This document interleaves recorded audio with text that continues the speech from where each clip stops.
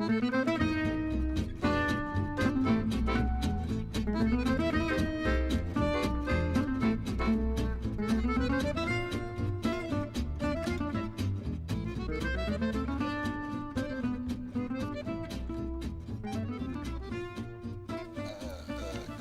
evening, everybody. I'm really glad and honored to be in this very beautiful festival and to meet all these great talents. I will begin by reading a very short extract from my new novel entitled The Children of the Ghetto, which is not yet translated to any language because it came out 4 months ago. Hopefully it will be in English next year. And the title of the novel is actually reveals what happened in 1948 in the major Palestinian cities after the expulsion of the Palestinians by force. What was left behind were small Palestinian communities in different Palestinian cities. These communities were obliged to stay in one neighborhood, and these neighborhoods were closed by fences. And these neighborhoods were called by the Israeli soldiers the ghettos. So for the Palestinians, the ghetto, the first time they heard the term ghetto was after the fall of Palestine, and for them the ghetto is the neighborhood of the Arab Palestinians. أجلس وحيدا وأراقب من نافذة غرفتي في الطابق الخامس الثلج الذي ينهمر على نيويورك. لا أدري كيف أصف شعوري نحو هذه النافذة المستطيلة التي أرى من خلالها روحي وهي تتكسر على الزجاج. صارت النافذة مرآتي، فيها أرى صورتي تضيع وسط زحام الصور في هذه المدينة. أعرف أن نيويورك محطتي الأخيرة. هنا سوف أموت، وستحرق جثتي وينثر رمادي في نهر الهدسون. هكذا سأكتب في وصيتي، فأنا لا أملك قبرا في بلاد لم تعد بلادي كي أطلب أن أدفن فيه معانقا أرواح أجدادي. سوف أعانق في هذا النهر أرواح الغرباء، وسألتقي بمن يجد في لقاء الغريب بالغريب نسبا يغنيه عن نسب أضاعه. أعرف أنني الآن أنثر بيتين من شعر امرئ القيس بطريقة غير شاعرية، ولكن ما همني، فلن يقرأ أحد هذه الكلمات بعد موتي، لأنني سأوصي بأن تحرق هذه الدفاتر معي كي ترمى هي أيضا في النهر. هذا هو مصير البشر ومصير الكلمات، فالكلمات تموت أيضا وتترك أنينا نازفا مثل الأنين الذي ينبعث من أرواحنا وهي تتلاشى في ضباب النهاية. جعلت من هذه النافذة مرآتي كي لا أنظر إلى وجهي في المرآة. يذوب وجهي في الوجوه وتتلاشى ملامحي. هكذا أصنع نهاية للنهاية التي اختارتني، وأنتهي من حلم كتابة رواية لا أعرف أن أكتبها ولا لماذا علي أن أفعل ذلك. ضاعت من الرواية لحظة اعتقدت أنني وجدتها. هكذا تضيع الأشياء، وهكذا ضاعت داليا المرأة التي اختفت من حياتي لحظة اعتقدت أنه آن لي أن أكتب حياتي في عينيها. كانت البداية أو ما اعتقدناه بداية هي النهاية، لكن النهاية الواضحة التي قادتني إلى الهجرة من بلادي بدت أشبه ببداية كاذبة حين خيل إلي أنني أستطيع الاستعاضة عن الحياة بكتابتها. لبسني هذا الوهم بإيحاء من المخرج السينمائي الذي كان صديقي، لأنه يتكلم تلك اللغة التي قررت أن أنساها، موحيا أن حياة كل إنسان تصلح أن تكون رواية أو فيلما سينمائيا. وضعت في هذا الملف دفاتري وسأوصي بإحراقها ووضع رمادها في قنينة، وأطلب من صديقتي الصغيرة أن تمزج رمادها برمادي قبل أن يرمى الرماد في النهر. غريب أمري وأمر هذه الفتاة التي جاءت من لا مكان وبقيت في اللامكان الذي أتت منه. هل أحبتني أم أحبت أستاذها في جامعة نيويورك أم أحبت فكرة الحب فاستعاضت بالفكرة عن كلينا. Thank you.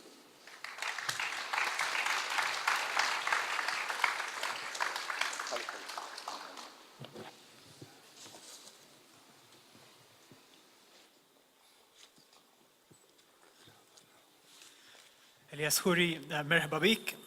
We are delighted to have you here with us tonight.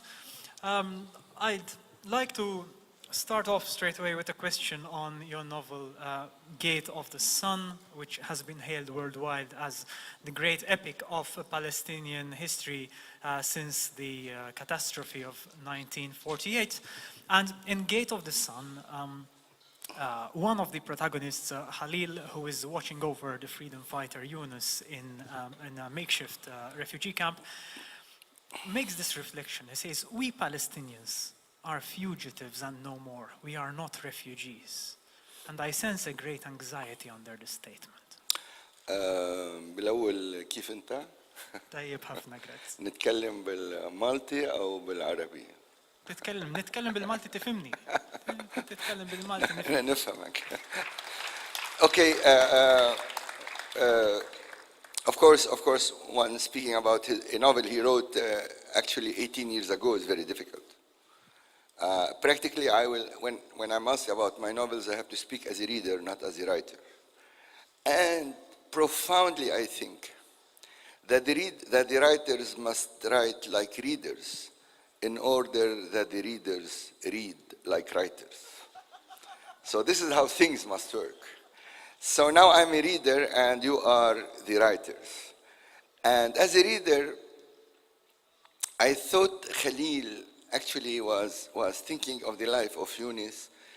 Yunus, the major character of this novel, was of course, went through the exodus of the Palestinians in 1948, but before that he was a fighter. And he couldn't stay behind in Galilee because he comes from a village in Galilee, and many of the Galileans stayed in Palestine, which will become afterwards Israel, and he left his wife behind in Palestine, in Israel, in a village called Deir al-Asad. And actually, he spent all his life crossing the border, the Lebanese border to Palestine, to Israel, infiltrating the border in order to meet his wife and to make love to his wife. The outcome of this journeys was 7 children and 21 grandchild. And I wanted to write a love story. For me, this was a love story. Normally, love stories are about separation. You know, in all love stories, the love stories ends when the lovers marry, because after marriage there is no story, it seems. Here I have a hero who is married and who is still in love with his wife. And for him, the concept of being a refugee was unacceptable, because for him, he and the Palestinian people were kicked by force, contrary to what the Israeli propaganda says, of course. And they feel that they are fugitives because in all the places where they were under heavy pressure from the governments, heavy pressure from the Arab governments. Don't believe the Arab governments when they tell you that they love Palestine. No, they don't love Palestine. They hate the Palestinians and they persecute the Palestinians. This is why every time I speak about Palestine, I say I don't love Palestine, I love the Palestinians. So this man felt that he is, and his people are fugitives who were obliged to leave and who must find their way back to their home. In this sense, Khalil spoke about Yunus as a fugitive. Many of your characters, also Khalil, you say Khalil, as he's watching over this man, Yunus, who's in a coma, he's sitting in the company of death, you say. And many of your characters have a relationship with pain and death, as if death or pain exist right beside them, not within them. What's going on here? As if they are like an objective reality. And Melia in the novel, As Though She Were Sleeping, opens her eyes and sees that she has died at the very end of the novel. No, she couldn't open her eyes. Melia's, in the story of Melia, As Though She Were Sleeping, this is a woman who knows that when we sleep, we dream, because all of us dream. Most of us do not remember their dreams, but Melia used to remember her dreams. And she knew that the moment when she cannot open her eyes to stop the dream, it means she died. So in this sense, death is to enter deep to the dreams. So don't be afraid of death. Death is only a dream. Pain? In the case of Yunus, Khalil was with this man who was in a coma, and he was telling him stories. You know, and this idea of telling stories you find in the 1001 Nights. Shahrazad used to tell stories in order to buy life, to bring life back, to buy life, to prevent the king who was mad from killing her, as he did to all the women whom he married. So she made a trap for him, which is a trap of imagination, and she told him stories for 3 years, for 3 consecutive years, till when she stopped telling, the king had with her 3 children, and he couldn't kill her anymore because her children will defend her. So in the situation of Yunus and Khalil in this novel, telling stories is a way of continuing life, of defeating death. So it's not death. Actually, death is part of life. We must conceive death like that. It's not only because we are living catastrophes in the Arab East since 1948, but because this is how life it is, and we have to be friendly with death, and to understand that death is not an end. Death is part and an integral part of life. Otherwise, life will be totally absurd. Everyone says, because we die, it's absurd. The absurd thing will be if we continue living forever. Then, oh my God, what can we, if we live only 70 years and we do all these crimes, if we live forever, imagine Saddam Hussein living forever, or Bashar al-Assad, and then see what will happen to our world. Or George W. Bush, for example. So what's, according to you, the relationship between survival and memory? No, I think in the case of the Palestinians, mainly of the Palestinians, and now unfortunately this case is becoming the case of all the Arab East, of all the Arab countries which are surrounding Palestine, of Syria. This was the case in Lebanon before Syria with the civil war and so on, and Iraq and so on. The major issue is to survive. And in this sense, culture and of course, memory is part of culture, is an essential part of this struggle for survival. When we write, and I wrote all my novels during the Lebanese, most of my novels, during the Lebanese civil war, when we were under shells,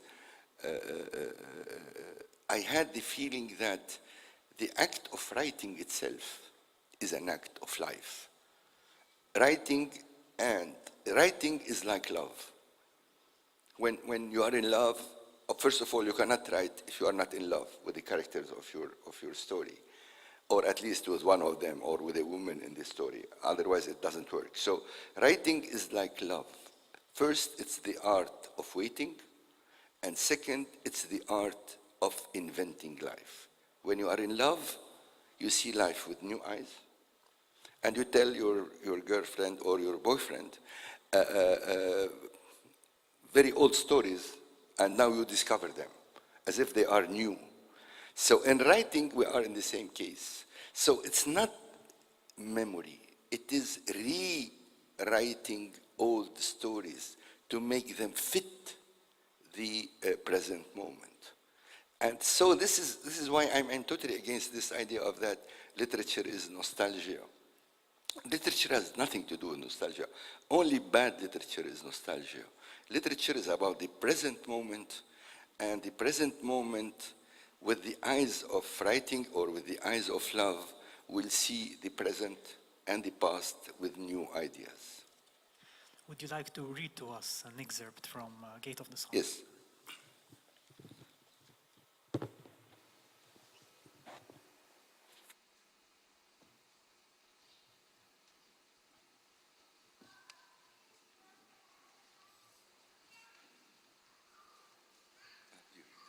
Now I will be reading in English. خلاص عربي.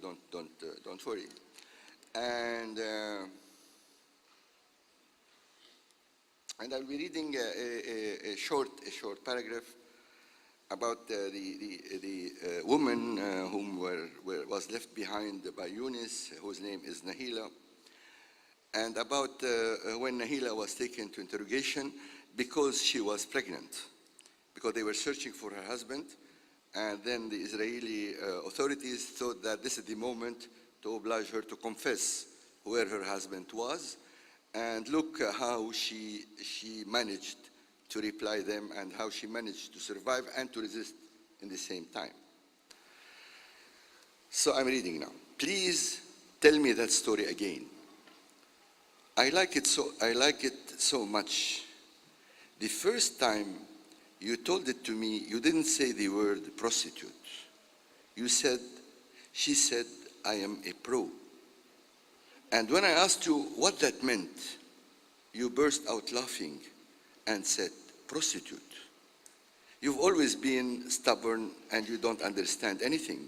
I asked you, what did she say? Did she say pro or prostitute? She said prostitute. She said the word the way it is, quite a mouthful, ha. Nahila was pregnant with her fourth child. Ibrahim had died. Samir was 2 years old. Noor was 9 months, and Nahila was pregnant. Noor saved her. After the birth of her daughter, Nahila recovered from her sorrow, and the chronicle of her never-ending pregnancy began. Her beauty would round up, her long black hair would hang down her back, and she would sway as she walked, as though, when pregnant, she was filled with an inner light that radiated from her face and eyes. You told me that your lust for her would explode whenever you saw her belly growing round. Nahila would get as round as a ripe apple and give off a smell of thyme mixed with sour apples. She would ripen. When she came to you pregnant at the cave of Bab al-Shams, she'd be overflowing with love and drowsiness. The incident with the Israeli interrogator occurred 9 months after Noor was born.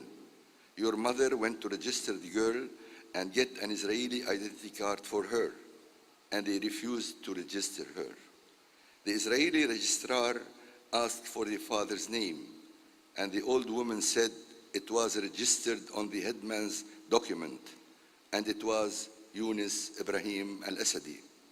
The registrar said he wouldn't register the child till he'd seen her father. This happened even though your mother had brought an official document from the headman of Deir al-Asad and had thought that registering Noor would be a mere formality. But the Israeli official insisted on the father coming, so the old woman took the document and went back home. Nahila told the headman and all the men of the village that she wouldn't register the girl. Forget it, she said. I am the one responsible for my children. From that moment, Nahila ceased to be an ordinary woman in the eyes of the villagers. She began to mix with the men and sit in their councils. Soon after, soldiers came and escorted her to an interrogation. They entered the house, turned it upside down, and found nothing except the blind sheikh, his wife, and 2 small children. They took Nahila and put her in a dark, solitary confinement cell for 3 days before starting to ask her questions. In those days, the Israelis didn't have a particular way of dealing with women. The first charge against Nahila was that she'd had 2 children, and the second charge was that she was pregnant. They kept her for 3 days in a solitary confinement cell and then summoned her for interrogation. There were 3 interrogators in the room. The first sat at a small metal desk, and the other 2 on chairs on either side of him. Handcuffed, Nahila stood. He asked her name. "My name is Nahila, wife of Yunus Ibrahim." Then she said, "Yay, it's so nice." "What's so nice?" the interrogators asked. "The light," she said. "The light, sir. Glory be to God. 3 days in the darkness and then the light came. Praise God, praise God." The interrogator began questioning her in classical Arabic, and Nahila stared out the window and didn't respond. "Can't you hear?" yelled the interrogator. "Yes, I can hear, but I just can't understand." "You've been charged, and the charges are serious." "What are the charges?" "You are pregnant, right?" Nahila burst out laughing, and the 2 assistant interrogators looked at her with fury in their eyes. One of them got up, slapped her, and started questioning her in Moroccan dialect. Nahila couldn't understand a word. The Moroccan words spewed from the interrogator's mouth, fell on her ears, and wouldn't go in. The man sat down again, and Nahila was left standing, the slap ringing in her left ear. After a short silence, the classically tongued interrogator, who was sitting at his desk, said he'd been patient long enough. "I am at your service, sir," said Nahila. "You're pregnant, right?" "Yes, sir." "So?" asked the interrogator. "So I'm pregnant." "You're right. Is there a law against pregnancy in your state? Do we need a permit from the military governor to get pregnant? If so, we'll ask next time. I didn't know there was a law like that." No, yelled the interrogator. "Okay, what do you want? I confess that I'm pregnant. Happy? Can I go home?" "We're asking about him," said the interrogator. "Who?" "Your husband, Yunus. Is Yunus your husband?" "What's Yunus got to do with this?" "We're asking you, where is Yunus? I don't know anything about him." "How? How what? How did you get pregnant?" "I got pregnant the same way every other woman in the world gets pregnant." "Meaning him who?" "Your husband." "He's your husband, isn't he? Why don't you answer? Answer and have done with it." "I'm embarrassed." "Embarrassed? Forget modesty and answer me." "Okay, so Yunus is the father of your child." "I don't think so." "You'll confess under duress. We have methods you can't imagine, and we'll force you to tell us everything." He looked at his assistants and said, "Take her." No, she screamed. "I'll confess." "Excellent," said the interrogator. "I'm listening. Please go ahead." "I've been pregnant for 4 months." "Fine, continue. That's all." "You ask and I'll answer. Where's your husband?" "I don't know." "Is he the father of the child in your belly?" No, I don't think so." "It's not him. Then who is it?" "No, it's not Yunus." "Who?" "I don't know." "You don't know?" "Right, I don't know. Or at least I'm not sure." "You're not sure? What does that mean? You mean you're a..." "Yes, I am. I can do as I like." "What's to you, brother? I'm a prostitute." "What? There aren't any prostitutes in your respected country? Think of me as one and let me go." The interrogator spoke with his companions in Hebrew, expressions of alarm appearing on their faces. "I confess, I am a prostitute. I don't know who the father is." "You don't know the child's father?" "No." "Who do you think it might be?" "Everybody, nobody." "What kind of a question is that, sir? Can a woman like me be asked who she thinks it might be? Shame on such questions." "So it's not Yunus?" "No." "And how can your uncle, the respected sheikh, accept a fallen woman under his roof?" "Go ask him." Nahila sat down on the ground, the cuffs on her hands, the laughter fluttering over her face in the midst of that bizarre interrogation, which took place in 3 languages. She sat and told them they'd smashed everything to pieces, and now they were defending honor and morals. "You destroyed the Sheikh's house twice, sir. Once in Ain al-Zaytun and again in Sha'b. This isn't his house. This is my house, and I support him and his wife, and I can do what I like. Stand up, prostitute, screamed the interrogator.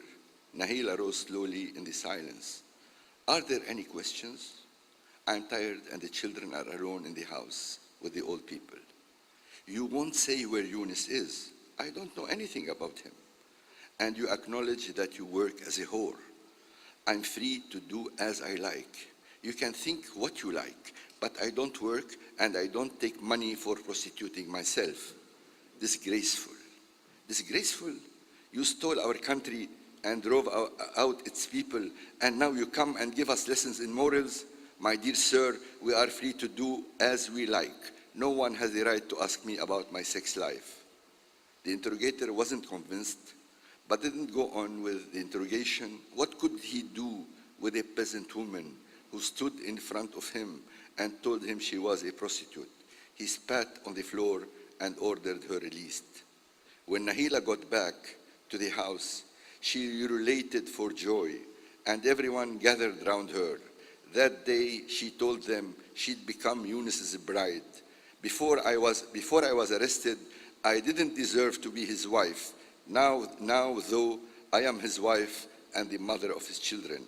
She told them what she'd said to the interrogator, and the villagers laughed till they cried. They laughed and wept, while Yunus's mother passed among them with glasses of sugared rose water, ululating for joy. Thank you.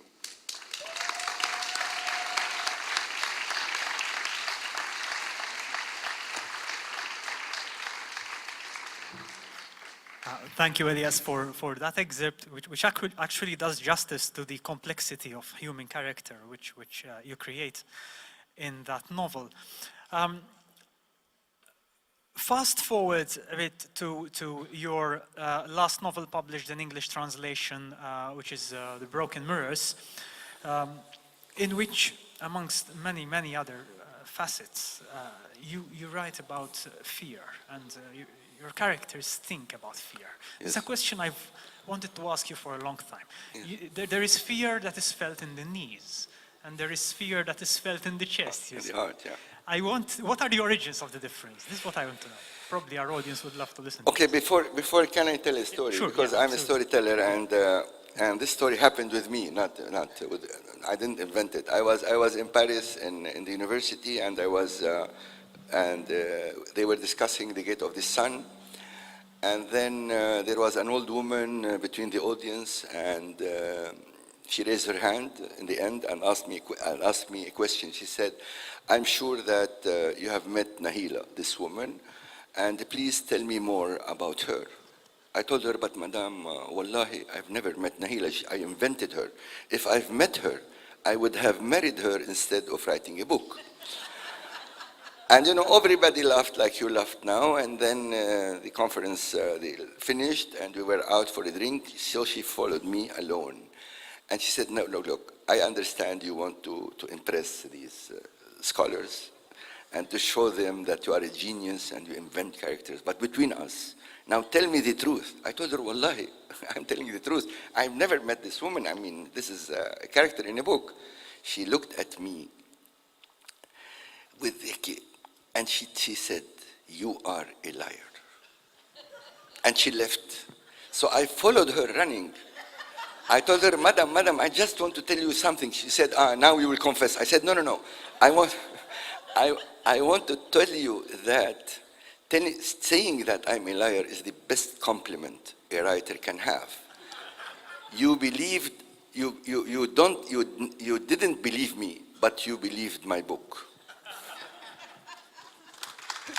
Now, to go back to fear. I told many of you he's the best. Now, just to, because writing is about amusement mainly. It's not only, I'm very serious, my books are very serious and sometimes very difficult. But I try to be nice, to seduce readers. Is there a difference between fooling and persuading your readers? Yeah, of course, there's a big difference. No, fooling is something which I don't do at all. No, I try to seduce. Writing is seduction. We said it's love, but also it's seduction, and it's a personal seduction also. That is, if you are not seduced as a writer, you cannot continue a book. And if you are seduced, then writing will be seducing. And one of the greatest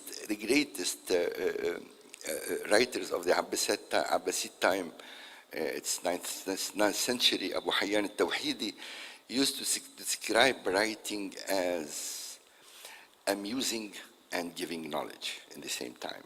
And I think this is the major role of, the major function of writing, if there is a function. Now, to come back to the fear, you know, in the Broken Mirrors, it's a story about the Lebanese civil war. It has nothing to do with Palestine. And it's about the broken souls of the characters of this book. And their souls are broken. Now the question is, were their souls broken because of the war, or the war existed because they had broken souls? And I think this is the dilemma of all our region. And every time we think that the responsibility is not ours, it's imperialism, Zionism, whatever, but it seems that this is not true. This is half of the thing. The other half is there is inside us a major problem, which is not only an existential problem, which is a social political problem. Now, when I spoke about fear, first of all, I respect fear. And I think courage doesn't exist. You are courageous, yani. When I was young, unfortunately, I fought in the wars. And at that moment, everybody thought I was courageous. Now, when I remember those times, I tell you, I'm frightened. Now I feel fear. And I think courage, in one level of it, is stupidity. I mean, to be very courageous, it means you are stupid totally, because you go and die. And the role you have, life is a gift from nature, and we have to protect life. Now, in the experience of wars, and I think in the experience of our daily lives, when real fear comes, it paralyzes you. So once you are afraid, you die. If you are afraid from something, this something will overwhelm you. If you are afraid of writing, you will never write. If you are afraid of loving, you cannot make love, because you are paralyzed. And how to manage this complex thing between courage and fear? We must be fearful because we are intelligent, and we must be courageous to save ourselves from the impact of fear. And here I think in this very, very, very complicated equation lies the whole story of the Lebanese civil war and all the civil wars that are surrounding us in the region. In a novel like White Masks, which is also situated in the civil strife, there is insanity, no? There is madness. There is the imagery of rubbish strewn across a shattered city. What's going on here? What's the relationship between this shattered landscape and the carnage of the spirit itself? Look, to tell you the truth, this novel was written in 1980. At that time, I was a militant in the Palestinian movement, which was called the coalition between the Palestinian movement and the Lebanese left. And when this novel came out, this was the only novel that was actually banned by the leadership of the PLO, although I was a militant. And it was, and for me, and I continued after that to stay a militant, because after, in 82, Lebanon was invaded by the Israelis, and we began a movement of resistance, which was led by the left, before our Syrian brothers, with the aid of Hezbollah, exterminated us.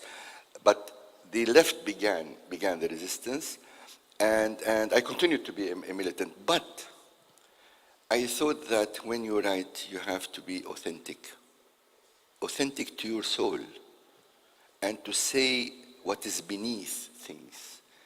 And in White Masks, what was beneath things was this dominance of death. The major character of the novel ended his life painting the walls of Beirut with white, and white is the color of death. So his son was a martyr, so he had a poster all over the streets of the city, and he went mad and he began taking off the posters of his own son. And then he began painting the city with white. And I think at that moment, we had this feeling that we need purification. Because all civil wars, don't believe, I mean all wars are in a way absurd, even if you are a militant. And now if the war will come back, maybe I will fight again. But now with the knowledge that it's absurd, but I have to do it. I have to do it because I have to defend the ideas of justice and equality and democracy and secular society and so on. But there is something very absurd in history, which is terrible, which has no solution. What about the situation in Syria right now, which I know you've been speaking and writing about? Is it part of this absurdity of history, looking with the hindsight of the Lebanese? No, Syria, the biggest tragedy, of course. I think, first of all, Syria is the biggest tragedy in the world. This is the biggest tragedy after the Second World War. The biggest refugees tragedy on earth, and it reveals, actually, Syria reveals how the languages of power are not real, are covering reality.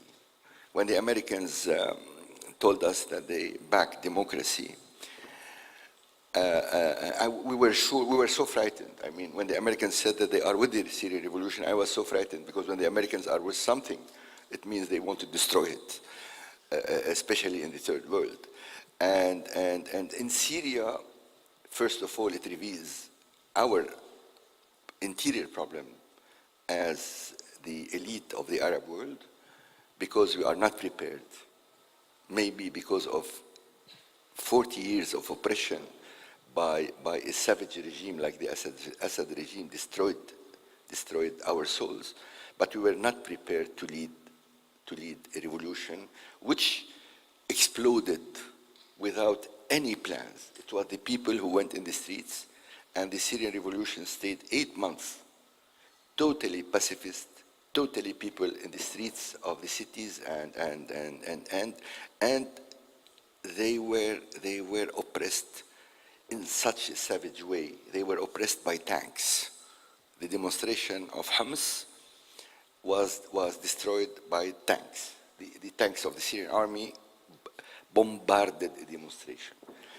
And then things developed the way they developed, and then Syria was open to all kinds of regional and international intervention. And now, unfortunately, there is no Syrian player in the Syrian civil war, which makes it so tough. But nonetheless, something must not be forgotten. The Syrian people made a great revolution, and when we evaluate a revolution, it's not only with the terms that it won or it failed, but also it must be evaluated by its human perspective. And the Syrian revolution, as it began, the pacifist Syrian revolution, was a great human wave, which must give us hope, although we are living in a hopeless situation. One very, very brief question before you read from Yes. Broken Mirrors. What is the role of fiction itself in such a scenario? No, the fiction, you can say the fiction has no role if you want, because, actually when the fiction is imagination, right? And once I wrote an article about the situation now in the Arab world, and I began with the Kafka. And I said Kafka tried to make metaphors and allegories, pushing reality to its extreme. Whereas now, reality is pushed to its extreme, not by writers, but by dictators. The imaginary of the dictator is much bigger than the imaginary of any writer. So our role, I think writing in this sense is a place to defend human values. And to defend human values not as a message, because this is what writing is. I don't believe in social realism and all this bullshit that we inherited from the Stalinist era. No, not at all. I think being an authentic writer is defending the honor of language. We must remember all the time that the language has an honor, and we cannot use, and we must not accept that the language is abused the way it's abused now by the dominant forces. So in this sense, what we do as writers, what we do in the books, is that we open the world on the different versions, on an openness which will permit, and this is the major thing, which will permit the readers to read as if they are writers, as I said in the beginning. Thank you, Elias. Would you like to Yes. read an excerpt from The Broken Mirror? Yes, sure. Yeah.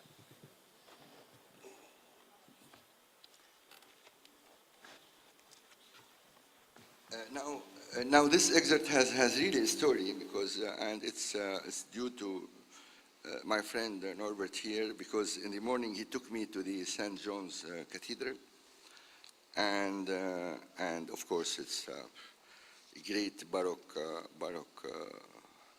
work of art. But on the other hand, it gave me the feeling that I'm living between the Crusaders. And then we went through the walls and the castles built by the order of St. John, who were, of course, Crusaders. And I felt that there is a problem here. And then I remembered that in this novel I wrote about our own Crusaders, because there are in Lebanon some families that assume that they are Crusaders, descendants, and most of them are Muslims, by the way.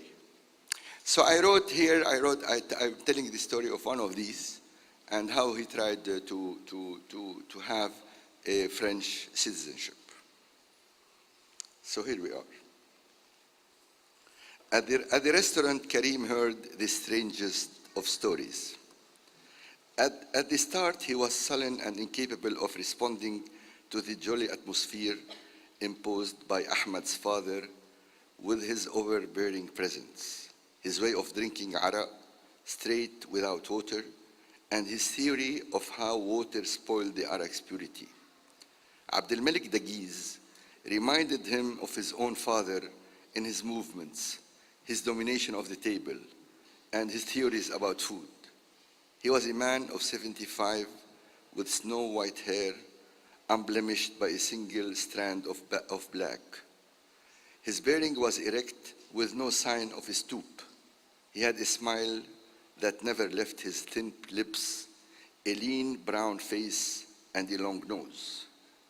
Abu Ahmad's hands and the black liver spots that dotted them were everywhere at the table, whether powering arak or distributing morsels to those seated around him. The dilemma of having to meet Yahya's mother at 5:30 prevented Karim from joining in. But Muna seized the thread of the elderly man's conversation to tell him Dr. Karim had written a study on the Crusaders and was interested in tracing the destinies of their descendants in Lebanon. Tell us, uncle, about your family's Crusader roots. Our family, Muna, it's your family too, he responded. How come? Are you a Christian, Abu Ahmad? Asked Karim. I'm a Muslim, and praise be to God, he replied. Then he pointed to the minaret of the mosque that could be seen through the restaurant's rain-spotted window. That's the Dagiz Mosque. When my father returned from the pilgrimage, he sold a lot of the family's property to build this mosque, and you ask me if we're Christians. Tell us the story of the French passport, said Muna. The man sat up straight, took a draught from his glass, and said he hated the French colonialist mentality. Can you imagine? The French consul's only concern was whether I was francophone. I told him, I know French, but je suis arabophone, and I pronounced the A with a guttural consonant before it the way we say it. He didn't like that, though maybe he believed in the myth of bilingualism that some Jesuit came up with, but it doesn't matter. What matters, Dr. Karim, is that we are originally from the house of Dagiz. We say Dagiz in Arabic to make things easier. And I have correspondence with members of our family in France, particularly Comte Bernard Dagiz, who wrote to me that it would be an honor for them to become acquainted with their cousins of the line of the Knights who had occupied the East and liberated Jerusalem. But what can one say? Abdelmalik Dagiz spoke of how at the beginning of the war, and at the insistence of Muna, whose only dream was to immigrate, he'd gone to the French consulate in Tripoli, where he'd met the consul, Monsieur Gérard. Monsieur Gérard told him, Monsieur Gérard told him about his family origins and sought to reclaim his French nationality. The French consul had looked at him as though he didn't believe him. So Abdelmalik Dagiz had shown him his correspondence with the French side of the family, stressing the fact that his was the sole family with scientifically proven Crusader Frankish roots, though the Bardawil family might perhaps share that status, since the Arabic historical sources did refer to King Baudouin as Bardawil. The French consul has thought he was in the presence of a madman. However, faced with Abdelmalik's insistence on his right to French nationality, he said the matter was not in his hands, and the decision had to come from the French Foreign Ministry. He gave the Crusader a national claim form to fill. It was murder. Endless forms to fill, said Abdelmalik, and documents and financial instruments and birth certificates for me and my father and my mother and my grandfather and my grandmother. The important thing, my dear sir, and so as not to bore you, is we went back to the consulate and submitted them all to the consul. This time, though, I didn't like the way he behaved. He treated me as though I were a madman who'd escaped from the lunatic asylum. It made no difference to me. The truth was clear as daylight, and I felt sure that French nationality was in my pocket. He said he'd waited 3 long months before getting back in touch, and they given him an appointment for 3 weeks from then. He asked me why I wanted French nationality. I answered, because of the war, he said. He said he sympathized with me, with my motives, but was sorry to inform me that my application had been rejected. Why? At that point, gentlemen, the man said something no mind or logic accept. He said, my family might have Frankish origins, but that the Franks weren't French. They were des Francs, pas des Français. Heavens above, what kind of rubbish is that? He said the French state hadn't existed at the time of the Crusades, which meant that the Crusaders were Franks and not French. I roared with laughter and asked him if he could fix me up with a Crusader passport. When Abdelmalik heard the justification offered by the French consul, first he laughed, as though listening to a joke. Then he grew furious. He said if that was how things were, why had the French General Gouraud stood in front of the tomb of Saladin in the Umayyad mosque in Damascus and told the Arab leader, Saladin, we're back? No, no, said the consul. That's a widespread historical misunderstanding. General Gouraud had nothing to do with the matter. The founder of the state of Greater Lebanon had no interest in the past. Those were the words of General Gobier, commander of the Syrian campaign and Gouraud's deputy. You're right, there was no call for such words. But you know the warrior mentality and the folie de grandeur to which they're prone. And why did General Allenby say, today the Crusades have ended when the British occupied Jerusalem on 9 December 1918? It seems you know your history well, Monsieur de Guise, said the consul. De Guise had left the French consulate cursing the hour that Muna had got him involved in the absurd project. Damnation, the French and the English can claim their crusaders whenever it suits them, but the original crusaders have to shut up and die in the civil war.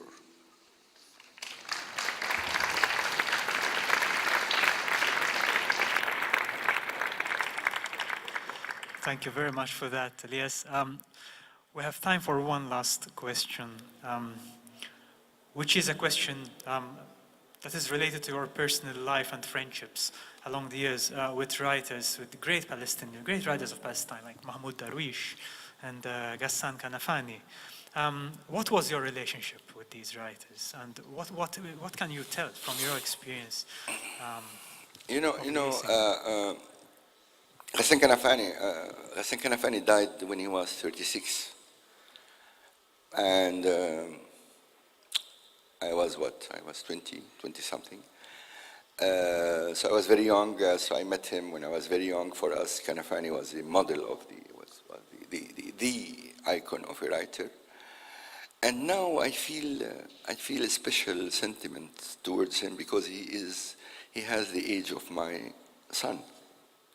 You see, your father, and of course I consider Kanafani to be my father in literature, and now, you know, as in life, your father, the father will become, the son will become the father of the father, and the father will become the son of the son.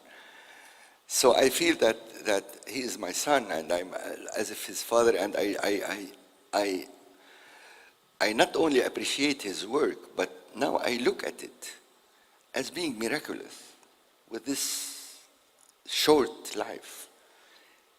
He didn't only achieve literally great things, but he was one of two who formulated what we can call the Palestinian language. All the Palestinian symbols, which you find now in literature and you find everywhere, not only in Palestinian literature, were formulated by Kanafani and Darwish, and Mahmoud Darwish. On the other hand, Mahmoud Darwish was a star when he left. Mahmoud Darwish was born in Galilee. He was born in Berwa in 1941, and his family was kicked from Palestine in 1948 during the Nakba. He was 7 years old, and they came to Lebanon and became refugees in Lebanon. They stayed 1 year in Lebanon. Then the grandfather, that is the father of Mahmoud, who was a peasant who had land, went mad and decided to go back. And so they infiltrated the border. It was very dangerous because there was a real threat of death, because our cousins, the Israeli army was shooting the refugees who were trying to go back. And they arrived to their village, which name is El-Birwa, to discover that El-Birwa is no more. El-Birwa was totally razed, and the kibbutz was built on the lands of El-Birwa. So the grandfather took his large family to another village, first to Deir al-Assad, then to Jdeide. And they had a house, and the grandfather used to look from their new house over to his land. He could see his land directly by his eyes. So he used to spend all day looking to his land, and he never spoke one word till he died. So Mahmoud comes from this terrible experience. And so he brought with him first of all, a new sensibility to Arabic literature, not only to Palestinian literature, which is the peasant sensibility. You know, literature mainly, you know, Arabic literature was mainly the outcome of cities. And here there is a peasant voice entering in a very lyrical, beautiful way. And then he created, through his poetic work and through his total identification with Palestine, the possibility to be separated from Palestine in the sense that to create great poetry. I think Mahmoud Darwish was not only the greatest Arab poet, but I think he was one of the greatest poets of the world. And I learned a lot from him, and I'm still learning from him. And the last thing I've done after his death, he died in Houston, Texas, after he had a surgery and in his in the veins of his heart. And I was the one with some of his friends that went to his house, to his home, and we discovered the last manuscript of Darwish, and I was the one who edited it and wrote an introduction to it. Now it's coming in English. And it was me who picked up the title from one of its poems, and the title is, "I do not want this poem to end," as if he was putting together poetry and life, and he was struggling through poetry and through life to defend life and defend poetry in the same time. Elias Khoury, this festival started off with a thunderstorm, and you've led us right up to the Gate of the Sun. Please join me in thanking Elias Khoury. Thank you.